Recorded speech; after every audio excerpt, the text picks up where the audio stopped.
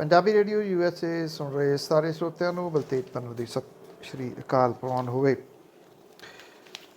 ਨਿਗਾਹ ਮਾਰਦੇ ਹਾਂ ਕੁਛ ਆਲੇ ਦੁਆਲੇ ਦੇ ਉੱਤੇ ਬਿਨਾਂ ਕਿਸੇ ਸ਼ੱਕ ਦੇ। ਪਹਿਲਾਂ ਇੱਥੋਂ ਹੀ ਸ਼ੁਰੂ ਕਰਦੇ ਹਾਂ ਜੋ ਇਸ ਵੇਲੇ ਕਰੋਨਾ ਦਾ ਕਹਿਰ ਪੂਰੇ ਮੁਲਕ ਦੇ ਵਿੱਚ ਲੋਕਾਂ ਨੂੰ ਬਹੁਤ ਬੁਰੇ ਤਰੀਕੇ ਦੇ ਨਾਲ ਪਰੇਸ਼ਾਨ ਕਰ ਰਿਹਾ।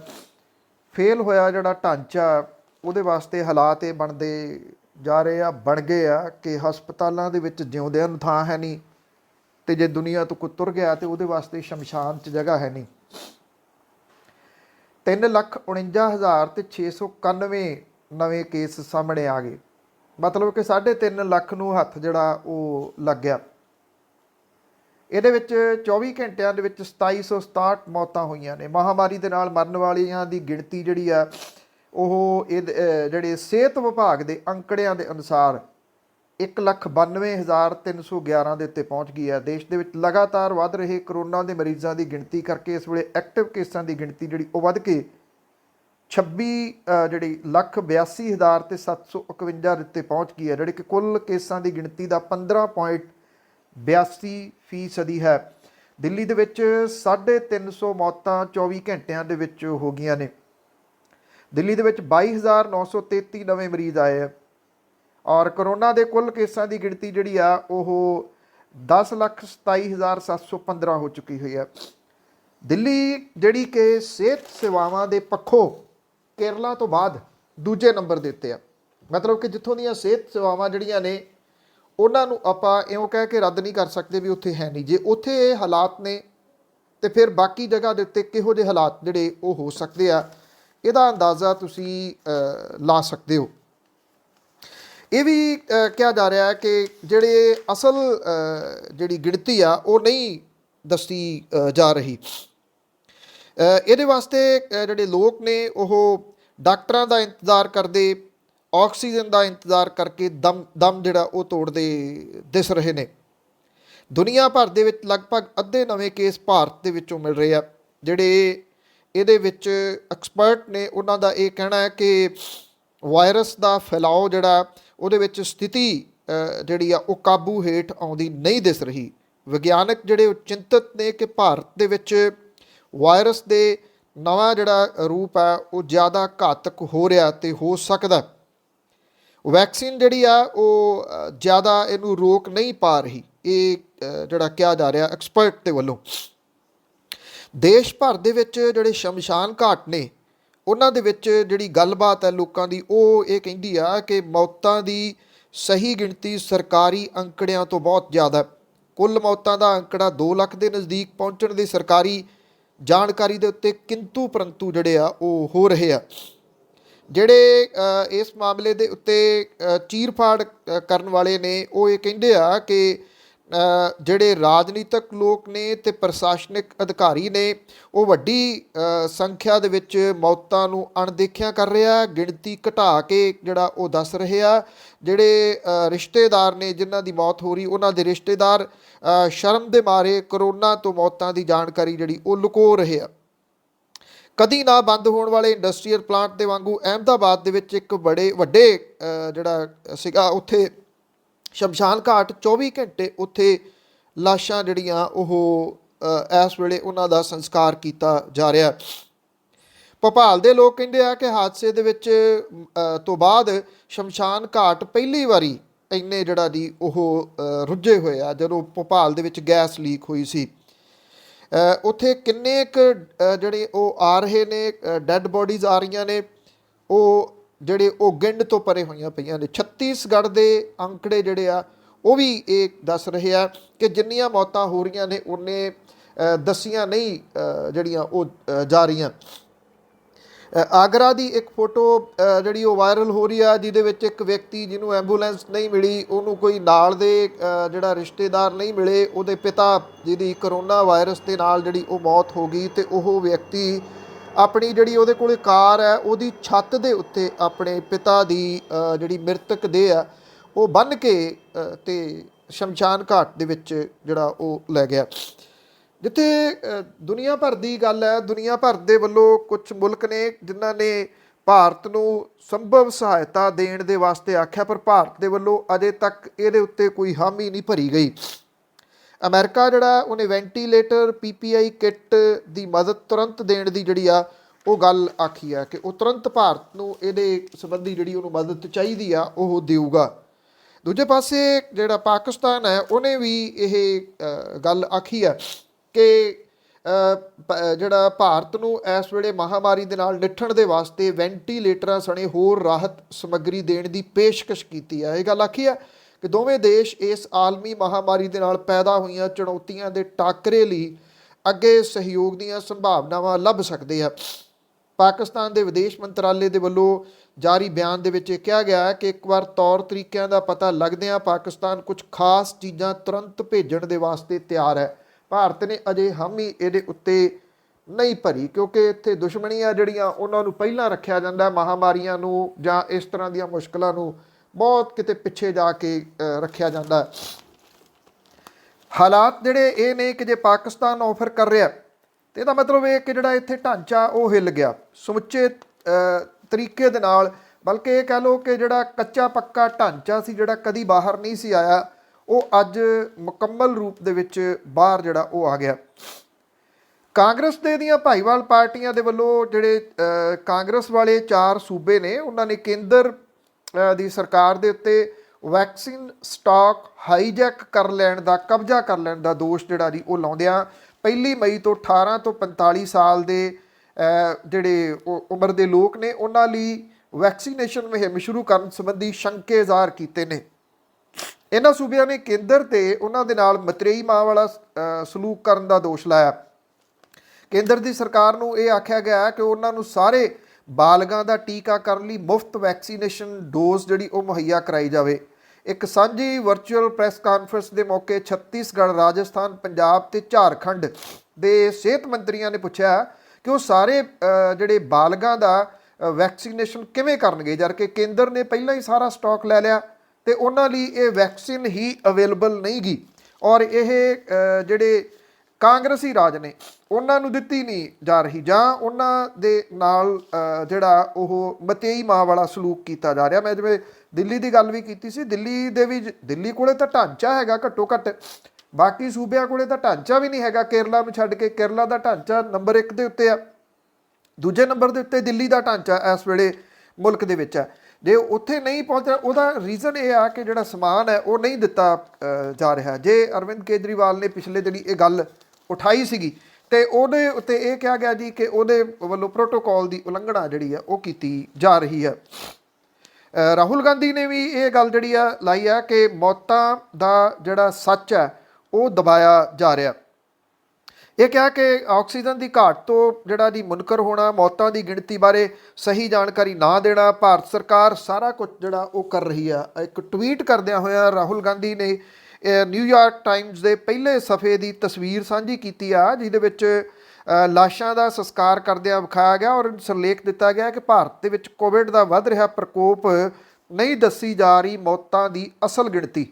ਇਹ ਤੋਂ ਪਹਿਲਾਂ ਕਾਂਗਰਸੀ ਆਗੂ ਰਾਹੁਲ ਗਾਂਧੀ ਨੇ ਦੋਸ਼ ਲਾਇਆ ਸੀਗਾ ਕਿ ਸਿਸਟਮ ਫੇਲ ਹੋ ਗਿਆ ਤੇ ਇਹ ਪਾਰਟੀ ਦੀ ਡਿਊਟੀ ਬਣਦੀ ਆ ਕਿ ਉਹ ਮੁਲਕ 'ਚ ਕੋਵਿਡ-19 ਦੇ ਕੇਸਾਂ ਦੇ ਵਿੱਚ ਅਚਾਨਕ ਹੋਏ ਵਾਧੇ ਕਰਕੇ ਪ੍ਰਭਾਵਿਤ ਹੋ ਰਹੇ ਨਾਗਰਿਕਾਂ ਨੂੰ ਮਦਦ ਮੁਹੱਈਆ ਕਰਵਾਉਣ।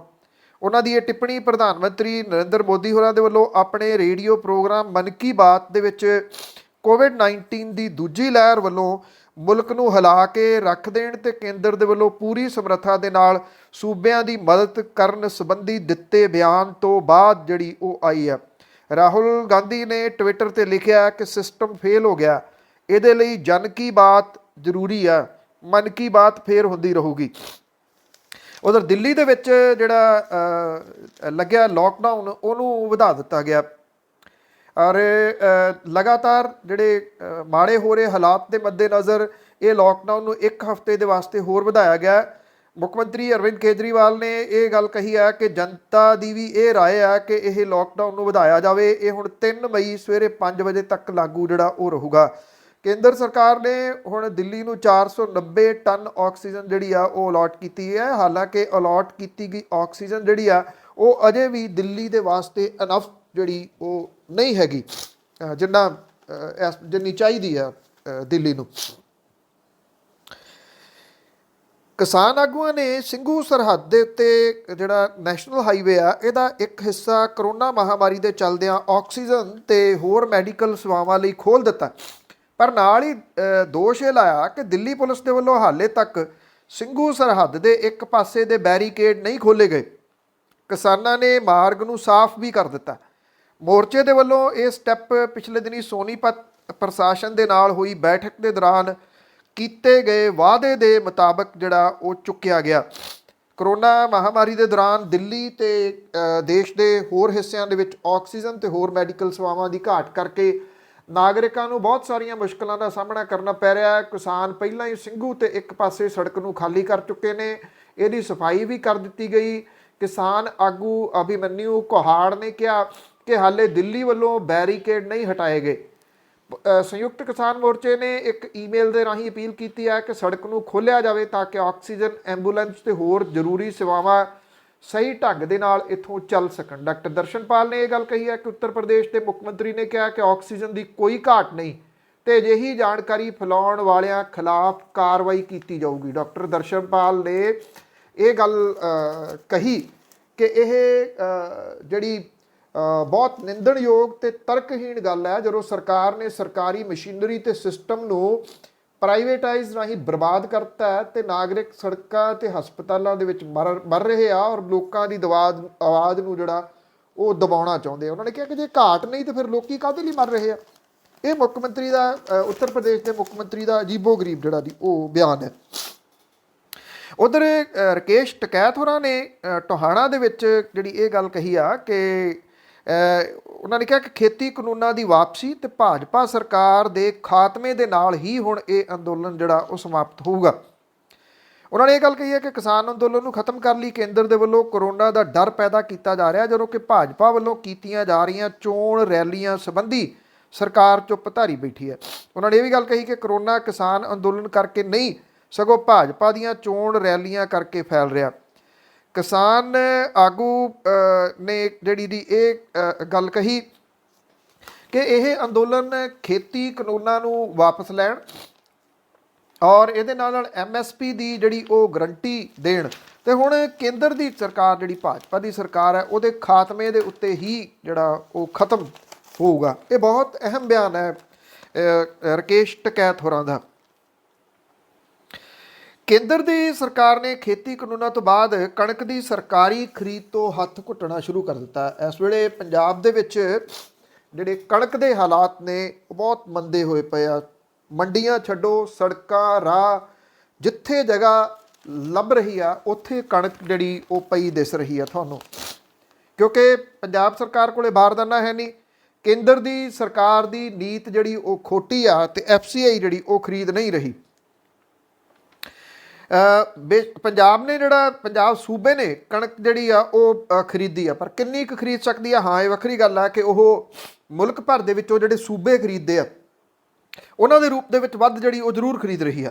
ਮੱਧ ਪ੍ਰਦੇਸ਼ ਨੇ ਦੇਸ਼ ਭਰ 'ਚੋਂ ਸਭ ਤੋਂ ਜ਼ਿਆਦਾ 135 ਲੱਖ ਮੀਟ੍ਰਿਕ ਟਨ ਕਣਕ ਖਰੀਦ ਦਾ ਟੀਚਾ ਤੈਅ ਕੀਤਾ ਸੀਗਾ, ਪਰ ਇਸ ਸੂਬੇ ਦੇ ਵਿੱਚ 44.66 ਲੱਖ ਮੀਟ੍ਰਿਕ ਟਨ ਕਣਕ ਹੀ ਖਰੀਦੀ ਗਈ ਹੈ। ਮੱਧ ਪ੍ਰਦੇਸ਼ ਦੇ ਵਿੱਚ ਕਣਕ ਦੀ ਸਰਕਾਰੀ ਖਰੀਦ 15 ਮਾਰਚ ਤੋਂ ਸ਼ੁਰੂ ਹੋ ਗਈ ਸੀ, ਜਦੋਂ ਕਿ ਪੰਜਾਬ ਦੇ ਵਿੱਚ 10 ਅਪ੍ਰੈਲ ਤੋਂ ਖਰੀਦ ਦਾ ਕੰਮ ਜਿਹੜਾ ਉਹ ਚੱਲਿਆ ਸੀਗਾ। ਕੇਂਦਰ ਦੀ ਸਰਕਾਰ ਨੇ ਦੇਸ਼ ਦੇ ਦਰਜਨ ਜਿਹੜੇ ਸੂਬੇ ਨੇ ਉਹਨਾਂ ਦੇ ਵਿੱਚ ਹੁਣ ਤੱਕ ਸਮੁੱਚੇ ਦੇਸ਼ ਦੇ ਵਿੱਚੋਂ 186.57 ਲੱਖ ਮੀਟ੍ਰਿਕ ਟਨ ਕਣਕ ਦੀ ਖਰੀਦ ਕੀਤੀ, ਜਿਹਦੇ ਵਿੱਚੋਂ 36% ਇਕੱਲੇ ਪੰਜਾਬ ਦੇ ਵਿੱਚੋਂ ਖਰੀਦੀ ਗਈ ਔਰ 23 ਅਪ੍ਰੈਲ ਤੱਕ ਪੰਜਾਬ ਦੇ ਵਿੱਚੋਂ 66.80 ਲੱਖ ਮੀਟ੍ਰਿਕ ਟਨ ਜਿਹੜੀ ਆ ਉਹ ਕਣਕ ਖਰੀਦੀ ਗਈ, ਜਦੋਂ ਕਿ ਹਰਿਆਣੇ ਦੇ ਵਿੱਚੋਂ 64.23% ਜਿਹੜੀ ਆ ਉਹ ਕਣਕ ਖਰੀਦੀ ਗਈ ਆ। FCI ਨੇ ਪੰਜਾਬ ਦੇ ਵਿੱਚੋਂ 5.15 ਲੱਖ ਤੇ ਹਰਿਆਣੇ ਦੇ ਵਿੱਚੋਂ 4.94 ਲੱਖ ਮੀਟ੍ਰਿਕ ਟਨ ਜਿਹੜੀ ਫਸਲ ਆ ਉਹ ਖਰੀਦੀ ਆ, ਕਣਕ ਜਿਹੜੀ ਆ ਉਹ ਖਰੀਦੀ ਆ। ਇੱਥੇ ਜਿਹੜਾ ਜੀ ਤੁਸੀਂ ਇਹ ਕਹਿ ਲਓ ਕਿ ਪਰੇਸ਼ਾਨ ਜਿਹੜਾ ਉਹ ਕੀਤਾ ਜਾ ਰਿਹਾ ਕਿਸਾਨਾਂ ਨੂੰ ਕਿਸੇ ਨਾ ਕਿਸੇ ਰੂਪ ਦੇ ਵਿੱਚ। ਇੱਥੇ ਬੇਰੁਜ਼ਗਾਰ ਜਿਹੜੇ ਅਧਿਆਪਕ ਨੇ, ਕਿਉਂਕਿ ਵੈਸੇ ਤਾਂ ਦੇਖਿਆ ਜਾਵੇ ਤਾਂ ਚਾਰ ਚੁਫੇਰੇ ਤੁਹਾਨੂੰ ਸੜਕਾਂ ਦੇ ਉੱਤੇ ਸੰਘਰਸ਼ ਹੀ ਸੰਘਰਸ਼ ਦਿਸਦਾ, ਚਾਹੇ ਉਹ ਕਿਸਾਨਾਂ ਦੇ ਰੂਪ ਦੇ ਵਿੱਚ ਥਾਂ ਥਾਂ ਦੇ ਉੱਤੇ ਉਹ ਧਰਨੇ ਲਾ ਕੇ ਬੈਠੇ ਨੇ, ਜਿਹੜੇ ਬੇਰੁਜ਼ਗਾਰ ਨੇ ਉਹ ਵੀ ਲਗਾਤਾਰ ਸੰਘਰਸ਼ ਕਰ ਰਹੇ ਨੇ। ਔਰ ਲੋਕਡਾਊਨ ਭਾਵੇਂ ਐਤਵਾਰ ਦਾ ਸੀਗਾ, ਇਹਦੇ ਬਾਵਜੂਦ ਸੂਬੇ ਭਰ ਦੇ ਵਿੱਚੋਂ ਵੱਡੀ ਗਿਣਤੀ ਬੇਰੁਜ਼ਗਾਰ ਅਧਿਆਪਕ ਜਿਹੜੇ ਸੀਗੇ ਰੁਜ਼ਗਾਰ ਦੀ ਮੰਗ ਕਰਦਿਆਂ ਉਹਨਾਂ ਨੇ ਮੁੱਖ ਮੰਤਰੀ ਦੇ ਸ਼ਹਿਰ ਪਟਿਆਲੇ ਦੇ ਵਿੱਚ ਵੱਡਾ ਇਕੱਠ ਕੀਤਾ। ਬੇਰੁਜ਼ਗਾਰ ਸਾਂਝਾ ਮੋਰਚਾ ਦੀ ਅਗਵਾਈ ਦੇ ਹੇਠ ਪ੍ਰਦਰਸ਼ਨਕਾਰੀ ਪਹਿਲਾਂ ਬਾਰਾਂਦਰੀ ਦੇ ਵਿੱਚ ਇਕੱਠੇ ਹੋਏ, ਉਸ ਤੋਂ ਬਾਅਦ ਇੱਥੇ ਜਿਹੜਾ ਕੈਪਟਨ ਅਮਰਿੰਦਰ ਸਿੰਘ ਹੋਰਾਂ ਦਾ ਮਹਿਲ ਆ ਉਸ ਵੱਲ ਨੂੰ ਤੁਰੇ। ਹਾਲਾਂਕਿ ਉਹ ਇੱਥੇ ਨਾ ਰਹਿੰਦੇ ਆ ਨਾ ਉਹ ਆਏ ਆ ਲੰਬੇ ਸਮੇਂ ਤੋਂ, ਪਰ ਸਿੰਬੋਲਿਕ ਰੂਪ ਦੇ ਵਿੱਚ ਇੱਥੇ ਰੋਜ਼ ਜਿਹੜੇ ਆ ਉਹ ਸੰਘਰਸ਼ ਹੁੰਦੇ ਰਹਿੰਦੇ ਆ। ਇੱਕ ਕਿਸਾਨਾਂ ਦਾ ਪੱਕਾ ਮੋਰਚਾ YPS ਚੌਂਕ ਦੇ ਵਿੱਚ ਲੱਗਿਆ ਹੋਇਆ, ਉੱਥੇ ਇਹਨਾਂ ਬੇਰੁਜ਼ਗਾਰ ਅਧਿਆਪਕਾਂ ਨੂੰ ਵੱਡੀ ਪੁਲਿਸ ਫੋਰਸ ਜਿਹੜੀ ਸੀ ਤਾਇਨਾਤ ਕੀਤੀ ਗਈ, ਉਹਨੇ ਰੋਕਿਆ ਔਰ ਪ੍ਰਦਰਸ਼ਨਕਾਰੀਆਂ ਨੇ ਇੱਥੇ ਰੋਸ ਧਰਨਾ ਦਿੱਤਾ। ਉਸ ਤੋਂ ਬਾਅਦ ਜਿਹੜਾ ਜਿਵੇਂ ਸਰਕਾਰੀ ਧਿਰ ਹੈ ਉਹਨੇ ਇਹ ਕਹਿ ਦਿੱਤਾ ਜੀ ਉਹਨਾਂ ਦੀ ਮੀਟਿੰਗ ਕਰਵਾਈ ਜਾਊਗੀ। ਇਹਦਾ ਭਰੋਸਾ ਮਿਲਣ ਤੋਂ ਬਾਅਦ ਉਹ ਫਿਰ ਜਿਹੜਾ ਸੀਗਾ ਉਹ ਇੱਥੋਂ ਜਿਹੜਾ ਗਏ। ਔਰ ਜਿਹੜਾ ਇਹਨਾਂ ਨੇ ਇਹ ਗੱਲ ਕਹੀ ਕਿ ਉਹਨਾਂ ਦਾ ਸੰਘਰਸ਼ ਜਿਹੜਾ ਉਹ ਚੱਲਦਾ ਰਹੂਗਾ। ਇੱਥੇ ਪਟਿਆਲੇ ਦੇ ਵਿੱਚ ਇੱਕ ਟੈਂਕੀ ਦੇ ਉੱਤੇ ਜਿਹੜੇ ਚੜ੍ਹੇ ਹੋਏ ਬੇਰੁਜ਼ਗਾਰ ਨੇ ਉਹ ਕਈ ਦਿਨਾਂ ਤੋਂ ਟੈਂਕੀ ਦੇ ਉੱਤੇ ਚੜ੍ਹ ਕੇ ਰੋਸ ਪ੍ਰਗਟ ਜਿਹੜਾ ਉਹ ਕਰ ਰਹੇ ਆ। ਔਰ ਲਗਾਤਾਰ ਤੁਸੀਂ ਜਿੱਥੇ ਜਿੱਥੇ ਵੀ ਦੇਖੋ, ਜਿਵੇਂ ਮੈਂ ਤੁਹਾਨੂੰ ਕਿਹਾ ਕਿ ਸੰਘਰਸ਼ ਜਿਹੜਾ ਉਹ ਤੁਹਾਨੂੰ ਕਿਸੇ ਨਾ ਕਿਸੇ ਰੂਪ ਦੇ ਵਿੱਚ ਨਜ਼ਰ ਜ਼ਰੂਰ ਆਉਂਦਾ ਪੰਜਾਬ ਦੀਆਂ ਜਿਹੜੀਆਂ ਉਹ ਸੜਕਾਂ ਦੇ ਉੱਤੇ। ਇਹਦਾ ਇੱਕ ਕਾਰਨ ਜਿਹੜਾ ਜੀ ਉਹ ਇਹ ਵੀ ਹੈ ਕਿਤੇ ਨਾ ਕਿਤੇ ਕਿ ਹੁਣ ਜਿਹੜਾ ਇਹ ਅਖੀਰਲਾ ਵਰ੍ਹਾ ਸਟਾਰਟ ਹੋ ਗਿਆ ਚੋਣਾਂ ਦਾ, ਉਹਦੇ ਕਰਕੇ ਇਹ ਸੰਘਰਸ਼ ਜਿਹੜੇ ਨੇ ਉਹ ਵੱਧਦੇ ਤੁਰੇ ਜਾਣਗੇ। ਜੇ ਸੰਘਰਸ਼ ਦੀ ਗੱਲ ਚੱਲੀ ਆ ਤਾਂ ਬੇਅਦਬੀ ਮਾਮਲੇ ਨੂੰ ਲੈ ਕੇ ਸਿੱਟ ਜਿਹੜੀ ਰੱਦ ਕੀਤੀ ਗਈ ਆ, ਉਸ ਮਾਮਲੇ ਦੇ ਉੱਤੇ ਸੰਘਰਸ਼ ਦਾ ਨਵਾਂ ਪਿੜ ਜਿਹੜਾ ਉਹ ਵੱਜਣ ਲੱਗਿਆ, ਜਿਹਦੇ ਵਾਸਤੇ ਸਿਆਸੀ ਤੇ ਪੰਥਕ ਧਿਰਾਂ ਜਿਹੜੀਆਂ ਨੇ ਉਹ ਇਕੱਠੀਆਂ ਹੋਣ ਲੱਗੀਆਂ ਨੇ। ਇਹਦੇ ਸੰਬੰਧੀ ਇੱਕ ਮੀਟਿੰਗ ਜਿਹੜੀ ਆ ਉਹ 27 ਤਰੀਕ ਨੂੰ ਰੱਖੀ ਗਈ ਆ। ਕੱਲ੍ਹ ਇੱਕ ਚੰਡੀਗੜ੍ਹ ਦੇ ਵਿੱਚ ਹੋਈ ਮੀਟਿੰਗ ਤੋਂ ਬਾਅਦ ਇਹ ਮੀਟਿੰਗ ਜਿਹੜੀ ਆ ਗੁਰਦੁਆਰਾ ਅੰਬ ਸਾਹਿਬ ਜਿਹੜਾ ਇੱਥੇ ਮੋਹਾਲੀ ਦੇ ਵਿੱਚ ਪੈਂਦਾ ਉੱਥੇ ਰੱਖੀ ਗਈ ਆ। ਇਹਦੇ ਵਿੱਚ ਇਹ ਕਿਹਾ ਗਿਆ ਕਿ 27 ਤਰੀਕ ਨੂੰ ਜਿਹੜੀ ਇਹ ਮੀਟਿੰਗ ਹੋਊਗੀ, ਇਹਦੇ ਵਿੱਚ ਅਗਲੇ ਪੜਾਅ ਦਾ ਐਲਾਨ ਕੀਤਾ ਜਾਊਗਾ ਕਿ ਕਿਸ ਪਾਸੇ ਵੱਲ ਨੂੰ ਤੁਰਨਾ, ਕਿਵੇਂ ਜਿਹੜਾ ਉਹ ਸੰਘਰਸ਼ ਕਰਨਾ ਹੈ। ਕਿਉਂਕਿ ਹਾਲਾਂਕਿ ਜਿਹੜਾ ਇਹ SIT ਜਿਹੜੀ ਰੱਦ ਕਰਨ ਦਾ ਫੈਸਲਾ ਸੀਗਾ ਉਹ ਆ ਗਿਆ ਅਦਾਲਤ ਦੇ ਵੱਲੋਂ ਲਿਖਤ ਰੂਪ ਦੇ ਵਿੱਚ, ਉਹਦੀ ਚਰਚਾ ਚੱਲ ਰਹੀ ਆ। ਇਹਦੇ ਬਾਵਜੂਦ ਅਜੇ ਤੱਕ ਸਰਕਾਰ ਆਪਣਾ ਪੱਖ ਇਹਦੇ ਉੱਤੇ ਨਹੀਂ ਦੇ ਰਹੀ। ਮੁੱਖ ਮੰਤਰੀ ਹੋਰਾਂ ਦੀ ਚੁੱਪ ਲਗਾਤਾਰ ਕਾਇਮ ਆ ਇਸ ਮਸਲੇ ਦੇ ਉੱਤੇ। ਉਹ ਕੁਝ ਨਹੀਂ ਜਿਹੜਾ ਉਹ ਬੋਲ ਰਹੇ ਵੀ ਸਰਕਾਰ ਕੀ ਕਰੂਗੀ। ਉਹ ਸੈਕੰਡ ਜਿਹੜੀ ਡਬਲ ਬੈਂਚ ਕੋਲੇ ਜਾਂਦੀ ਆ, ਉਹ ਸੁਪਰੀਮ ਕੋਰਟ ਕੋਲੇ ਜਾਂਦੀ ਆ, ਉਹ ਸਿੱਟ ਬਣਾਉਂਦੀ ਆ, ਕੀ ਕਰਦੀ ਆ ਕੀ ਨਹੀਂ ਕਰਦੀ, ਇਹਦੇ ਵਾਸਤੇ ਕੁਝ ਨਹੀਂ ਪਤਾ ਲੱਗ ਰਿਹਾ। ਸਰਕਾਰ ਦੀ ਚੁੱਪ ਜਿਹੜੀ ਉਹ ਕਾਇਮ ਹੈ। ਔਰ ਇਹਦੇ ਵਿੱਚ ਨਵਜੋਤ ਸਿੰਘ ਸਿੱਧੂ ਹੋਰੀ ਜਿਹੜਾ ਜੀ ਉਹ ਲਗਾਤਾਰ ਸਵਾਲ ਉਠਾ ਰਹੇ ਆ। ਸਵਾਲ ਬਾਕੀ ਜਿਹੜੀਆਂ ਧਿਰਾਂ ਨੇ ਉਹ ਵੀ ਉਠਾ ਰਹੀਆਂ ਨੇ, ਪਰ ਸਰਕਾਰ ਚੁੱਪਚਾਪ ਕੀਤੇ ਹੋਏ ਜਿਹੜਾ ਜੀ ਉਹ ਕਰੋਨਾ ਕਰਕੇ ਤੇ ਇਸ ਮਾਮਲੇ ਦੇ ਉੱਤੇ ਚੁੱਪ ਕਰੀ ਬੈਠੀ ਆ। ਉਧਰ ਬਾਈਬਲ ਕਲਾਂ ਤੇ ਬਰਗਾੜੀ ਕਾਂਡ ਦੇ ਵਿੱਚ ਜਿਹੜਾ ਕੋਈ ਕਾਰਵਾਈ ਨਾ ਹੋਣ ਕਰਕੇ ਇੱਕ ਜਿਹੜਾ ਪੰਥਕ ਤਾਲਮੇਲ ਸੰਗਠਨ ਹੈ ਉਹਨੇ ਮੁੜ ਕੇ ਪੰਥਕ ਅਸੈਂਬਲੀ ਸੱਦਣ ਦਾ ਐਲਾਨ ਕੀਤਾ ਔਰ ਵਰਚੁਅਲ ਜਿਹੜੀ ਆ ਪੰਥਕ ਅਸੈਂਬਲੀ ਹੋਊਗੀ।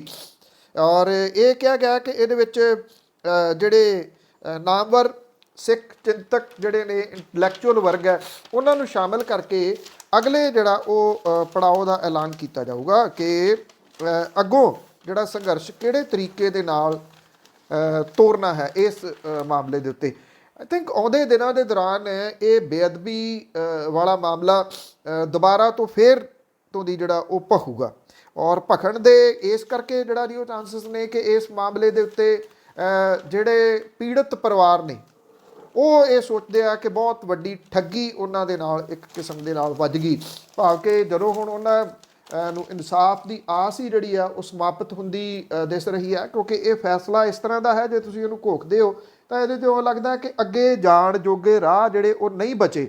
ਜੇ ਇਹ ਫੈਸਲਾ ਡਬਲ ਬੈਂਚ ਦੇ ਵੱਲੋਂ ਇਹਦੇ ਉੱਤੇ ਸਟੇ ਨਹੀਂ ਲਾਈ ਜਾਂਦੀ ਜਾਂ ਸੁਪਰੀਮ ਕੋਰਟ ਦੇ ਵੱਲੋਂ ਇਹਦੇ ਉੱਤੇ ਸਟੇ ਨਹੀਂ ਲਾਈ ਜਾਂਦੀ ਤਾਂ ਇੱਕ ਕਿਸਮ ਦੇ ਨਾਲ ਏਡੀਆਂ ਵੱਡੀਆਂ ਮੁਸ਼ਕਲਾਂ ਇਹ ਨਵੀਂ ਬਣਨ ਵਾਲੀ ਸਿੱਟ ਜਾਂ ਜਦੋਂ ਵੀ ਅੱਗੇ ਨੂੰ ਜਿਹੜਾ ਜੀ ਉਹ ਤੁਰਨਾ ਉਹਦੇ ਵਿੱਚ ਬਹੁਤ ਵੱਡੀਆਂ ਮੁਸ਼ਕਲਾਂ ਜਿਹੜੀਆਂ ਉਹ ਖੜੀਆਂ ਕਰੂਗਾ।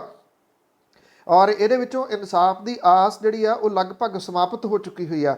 ਜੇ ਸਰਕਾਰ ਤੁਰੰਤ ਇਹਦੇ ਉੱਤੇ ਅਗਲਾ ਸਟੈਪ ਨਹੀਂ ਲੈਂਦੀ, ਭਾਵ ਕਿ ਉਹ ਡਬਲ ਬੈਂਚ ਕੋਲੇ ਜਾਣ ਦਾ ਫੈਸਲਾ ਹੋਵੇ। ਹੁਣ ਇਹ ਨਹੀਂ ਪਤਾ ਕਿ ਡਬਲ ਬੈਂਚ ਉਹਦੇ ਉੱਤੇ ਰੋਕ ਲਾਊਗਾ ਜਾਂ ਨਹੀਂ ਲਾਊਗਾ, ਸੁਪਰੀਮ ਕੋਰਟ ਉਹਦੇ ਉੱਤੇ ਰੋਕ ਲਾਊਗੀ ਜਾਂ ਨਹੀਂ ਲਾਊਗੀ। ਪਰ ਇੰਨਾ ਜ਼ਰੂਰ ਹੈ ਕਿ ਜੇ ਇਹਦੇ ਉੱਤੇ ਰੋਕ ਨਹੀਂ ਲੱਗਦੀ ਤਾਂ ਇਹ ਲਗਭਗ ਇਹ ਕਿਹਾ ਜਾ ਸਕਦਾ ਕਿ ਫਿਰ ਇਸ ਮਾਮਲੇ ਦੇ ਉੱਤੇ ਕੋਈ ਇਨਸਾਫ ਜਿਹੜਾ ਉਹ ਨਹੀਂ ਮਿਲੂਗਾ, ਚਾਹੇ ਉਹ ਨਵੀਂ ਸਿੱਟ ਬਣ ਜੇ, 2 ਬਣ ਜਾਣ, 3 ਬਣ ਜਾਣ।